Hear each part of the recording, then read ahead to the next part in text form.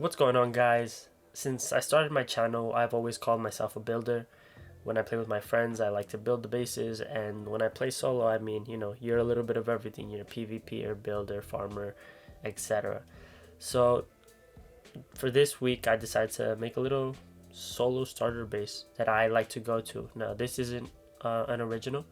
I did not create this starter base. I know I've seen it a couple times throughout YouTube, but I just wanted to show you guys my go-to solo starter base, given that I know there's a lot of solos out there, and since Rust is in a time of offline raiding for the console edition, at least, this base is pretty secure for offline raids. It consists of 3 hidden chests, which are almost impossible to see if you have a metal door, and even if you put your garage door in there, it's very difficult to see. This build utilizes the pixel gap building technique. Now let's get right into the build.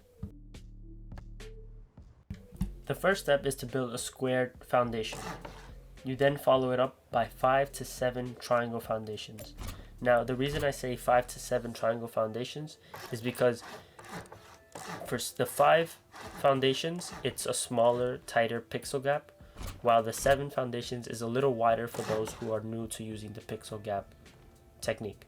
Now, when you're building back on the 7th one, you put a square foundation followed by another square foundation, and the 3rd square foundation, you have to make sure it attaches to the rightmost square. You can now remove the following foundations because you will no longer be using them. The pixel gap has already been created. Once you remove the foundations, you build half walls around the foundations. Make sure that the half walls are sticking to the correct foundation, as you can see here. Make sure that you're always connecting it to the correct foundation. You put a floor, and then you start putting up your wall.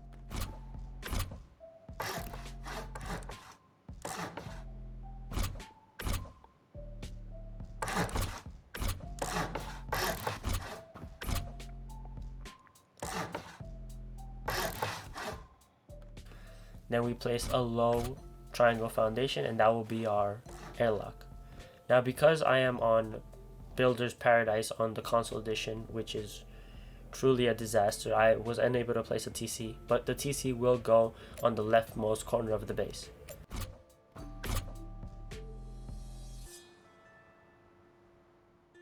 But for now, we're just going to stone up the base to make sure that we can't get deep on by just using spears or bows to break the walls. So we're going to stone up the base.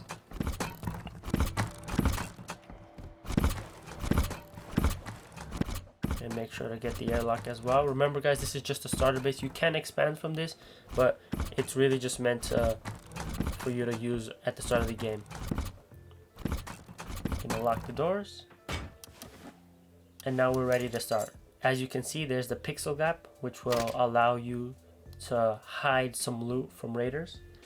Now, when you place these chests in the floor, you want to make sure you lock them in case the raiders get into your base and they look down. They cannot actually get the chest or the loot inside. They would have to raid down through the floor to get your loot. Once again, once your chests are placed, you can place the second floor.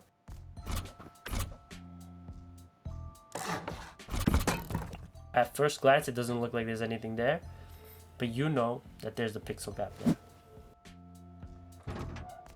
Now, if you need more space, you can always place a triangle foundation, a wall, and a triangle through the wall. This will give you a shelf in the TC room for more space.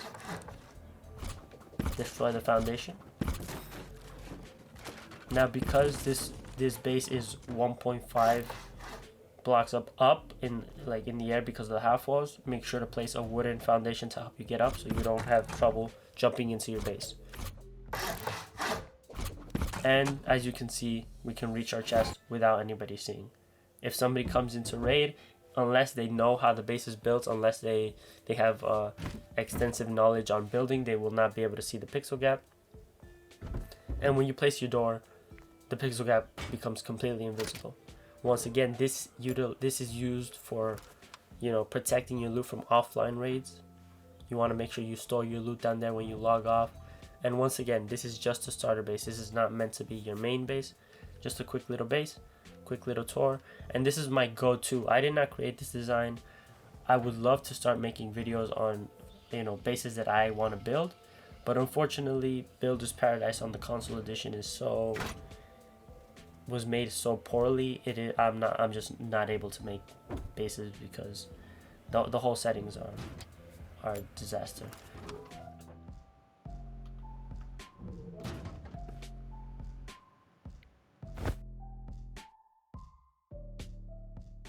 These furnaces are really great too, because if they're on and you're about to go outside, it'll give you the 50 comfort, so you know whether or not somebody's door camping you. And that's it, guys. I hope you guys enjoyed. Sorry that this video is so short. Just make sure to come back next week for a longer video. I just wanted to put this out there. I thought this was a cool starter base that I usually use. And yeah, thank you guys so much for the support, and I'll see you guys next time.